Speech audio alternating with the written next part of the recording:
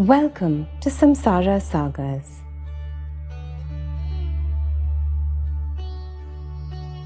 Where timeless stories from ancient Indian wisdom come alive, one tale at a time. Sabarimala, the legend of the two gods' son. Today's stream takes us deep into the green, mist-shrouded hills of the Western Ghats, into a time where the very heavens needed to align to restore dharma. We explore the birth and journey of Lord Ayyappan, the presiding deity of the sacred pilgrimage center, Sabarimala. This legend is a unique narrative defining the perfect cosmic energy needed to defeat chaos. It is the saga of a child born from the union of Shiva and Vishnu, a deity whose path was determined by fierce vow of celibacy and asceticism. The world was once thrown into chaos by a powerful, fearsome she-demon named Mahishi. She was the sister of Mahishasura and had gained a devastating boon. She could only be defeated by the son of Shiva and Vishnu. Such a union was deemed impossible, and she believed herself invincible. To restore cosmic order, the great gods decided to create the impossible son.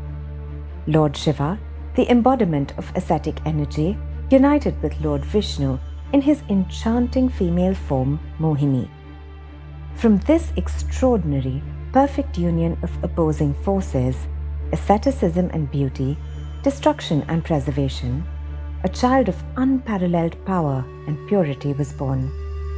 He was named Dharmasashta, the master of dharma, and he was raised on earth as the royal child Manikandan, the one with a bell around his neck. Manikandan was adopted and raised by King Rajashekara of Pandalam, who found the divine child abandoned in the forest. The child grew up demonstrating incredible physical prowess and wisdom. However, the forces of evil sought to eliminate him. The queen, influenced by a jealous minister, pretended to suffer from a mysterious, severe illness. The minister convinced the king that the only cure was leopard's milk, a task so impossible and deadly that it was meant to be Manikandan's doom. Manikandan, knowing his destiny and the truth behind the plot, accepted the challenge. He rode into the dense, dark pampa forests, the same forests he would one day call home. There, he confronted Mahishi. The battle was terrible, shaking the very earth. Manikandan finally defeated the demoness, tossing her body high into the air.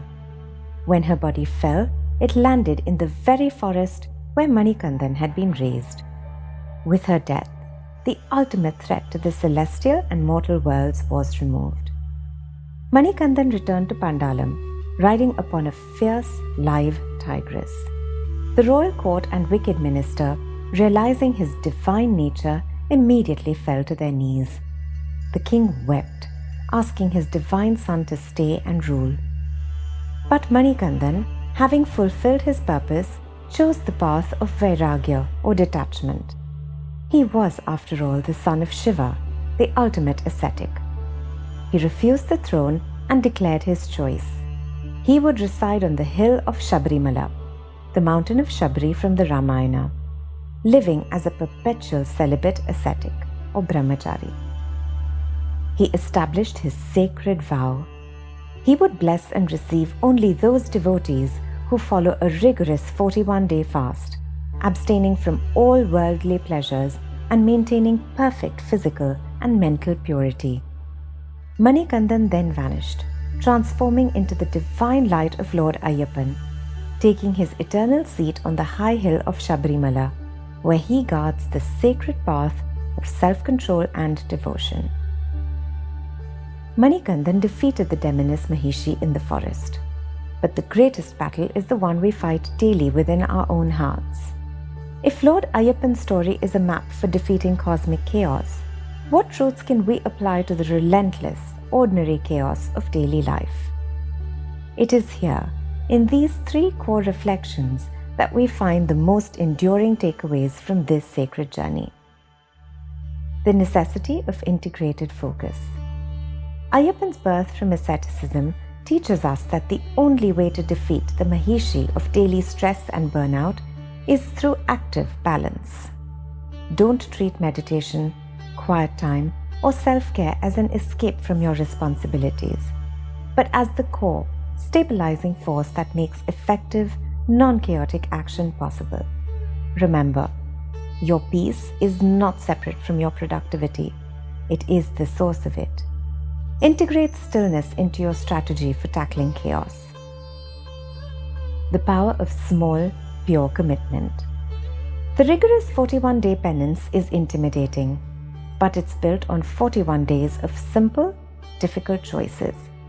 We often fail in our goals because we try to conquer Mahishis or bad habits, death, and health issues with one massive, unsustainable effort.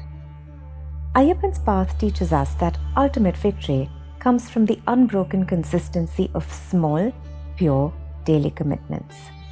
And so, if you want to achieve a major transformation, stop looking for a sudden miracle. Commit instead to maintaining your small, self-imposed rules of discipline. The ultimate freedom. Ayyappan was offered a kingdom, but he chose a solitary hill.